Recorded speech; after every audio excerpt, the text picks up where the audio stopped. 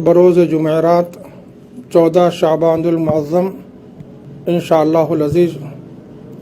شب برات مقرر ہے، چونکہ کل 15ویں شعبان شروع ہو جاتی ہے اور 15ویں شعبان کی رات میں جاگنا، عبادت کرنا، توبہ و استغفار کرنا باعث فضیلت امر ہے۔ موجودہ حالات اس بات کے متقاضی ہیں کہ ہم جیسے نماز پنجگانہ اپنے گھروں میں ادا کر رہے ہیں اور جمعہ کے موقع پر ظہر کی نماز اپنے گھروں میں ہی ادا کر رہے ہیں، اس لیے 15 شعبان کی رات میں 15ویں شب میں مسلمانوں کو چاہیے کہ وہ جو کچھ عبادت کرنا چاہتے ہیں، جو ان کے جو معمولات ہیں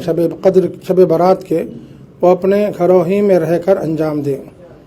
جہاں تک زیارت قبور کا معاملہ ہے، وہ بھی مسنون مستحب ہے، لازمی اور ضروری امر نہیں ہے، اس لیے اپنے گھروں میں رہتے ہی مرحومین کے لیے ایصال ثواب کیا جا سکتا ہے۔ خاص طور پر نوجوانوں کو چاہیے کہ باہر گشت کرنے کے اور ادھر ادھر گھومنے پھرنے کے گھروں میں رہیں اور ذکر و فکر کا اور عبادات کا اہتمام کریں۔ یونائیٹڈ مسلم فورم سے وابستہ علماء کرام مولانا سید قبول بادشاہ شتاری، مولانا سید اکبر نظام الدین حسین الصابری،